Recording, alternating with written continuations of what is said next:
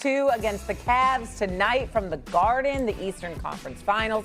Game 1 went into overtime after the Knicks woke up in the fourth quarter. They rallied from a 22-point deficit during New York's 44-11 run to end the game. James Harden went 1 for 5 with only 3 points, 0 assists, and a turnover. He was a liability on defense. Here was Kenny Atkinson, his message to Harden yesterday. Without you, we're knocked out in the first round.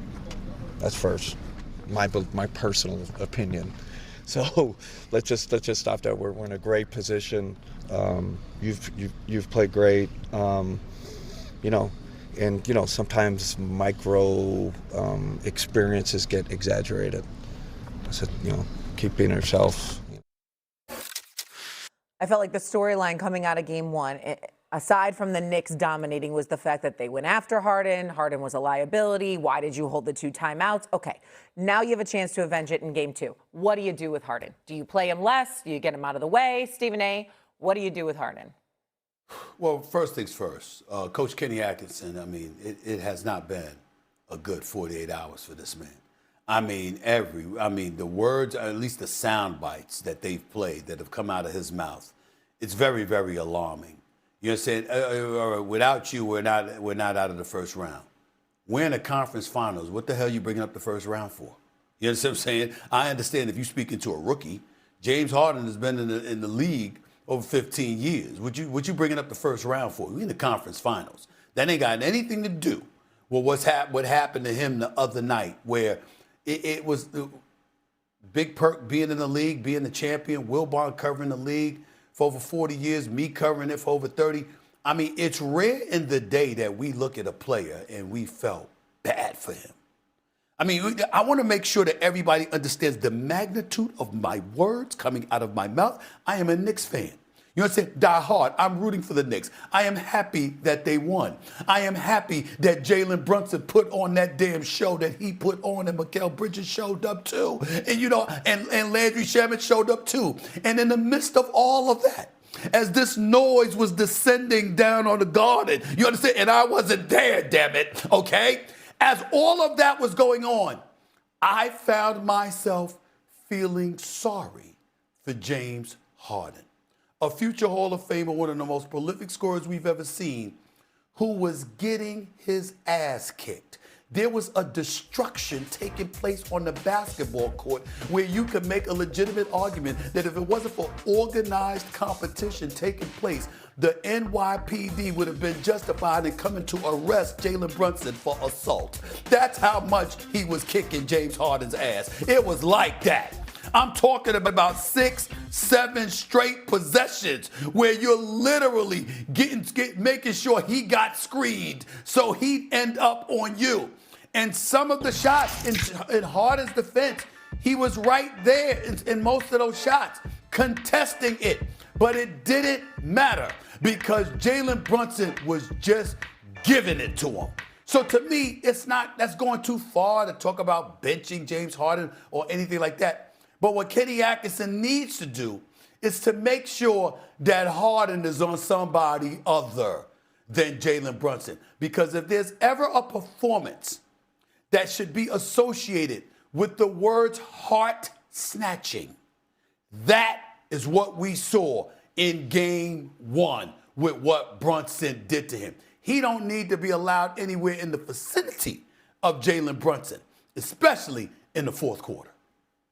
Listen, let's go back to Kenny Atkinson for a second, Stephen A. I thought Kenny did the right thing in this case with Harden. He's talking to James. He's trying to pick James up. Why go back to the first round? Because James played better in the first round. He's trying to find ways to pick up a guy he knows has got to be down. Remember how hard James took it and how hard he was on himself after that 7-turnover game last week? Mm-hmm. His coach knows that. He knows if James is maybe moping around practice a little bit or in the locker room. So I thought Kenny Atkinson is as bad a job as he did in Game 1. I thought he did a really good job of focusing his comments to Harden. He wasn't speaking to us. He was speaking through us to James. That's a coach's job.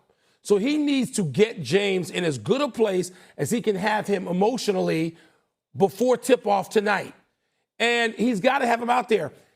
Listen, Kenny Atkinson has been a good coach. He's not Phil Jackson or Pat Riley or Pop. Not Spo, not Rick Carlisle. He's not those guys. He doesn't have that. He can't bench James Harden. He's not going to bench him. He can't bench him. We know that James Harden has whatever relationship he has, probably even a handshake going forward with Cleveland. They're not going to bench James Harden. So the job of the coach becomes, and I like the phrase you used yesterday, can we get him out of the way of Jalen Brunson? But here's the thing. They have to figure out, Kenny Atkinson in Cleveland, have to figure out a way to target Jalen Brunson. Atlanta did that successfully for 2 games. Target Jalen Brunson. Jalen Brunson's been targeted before. They better come with that. And they better figure out a way to do that and get Mitchell going, because he's the one who's going to have to go after Jalen Brunson. Harden and Brunson can't just be in rope-a-dope position tonight if Cleveland's going to have any hope in challenging for game 2 and maybe getting to game 3 in Cleveland and making this a series. They're going to have to say, Brunson, we're changing this narrative. You're going to be on the defensive. Donovan Mitchell's a guy who scored 50 in the playoffs. He was a decoy late in the game, walking up the right side of the court to the point that we all thought he was injured. Yeah. I was staring at Donovan when he got in the tunnel because I wanted to see what was going on with him. Does he have a high ankle sprain? You know what I'm saying, Perk? Ain't nothing going on with him. Nothing was going on. That's true. And you know what's going on with him? It's James Harden. And when the conference finals, it's facts over feelings. I don't give a damn about James Harden feelings, and neither should Kenny Atkinson. Because what's going to end up happening is that you're going to continue to pour into this man who, by the way, has been playing horrible over the past 3 games. No show in Game 6, no show in Game 7 of last series, and he was horrible on both ends of the floor in Game 1. And you got Dennis Schroeder over there drooling at the mouth, who want to come in and get some of that action of Jalen Brunson, who want to come in and be an instigator and not a retaliator. 1,000% right, but can we got a break. But can he do that? Can Kenny Atkinson make that because move? he gotta play the politics, and we know that they agreed to James Harden to get a They deal didn't shaped. need Harden, though, in Game 7, to your defense. And secondly, James Harden, you would expect tonight they're going to make some defensive adjustments.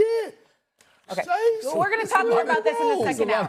Coming up, Aaron Rodgers is going to call it a career after this season. I know 2 days that he's not relevant, but today he's going to be relevant. How will Stephen A. remember that bad man? That's next, and then we're going to head back to Oklahoma City. Did SGA's huge performance in Game 2 swing control of the series back now towards the Thunder? That's ahead on First Take.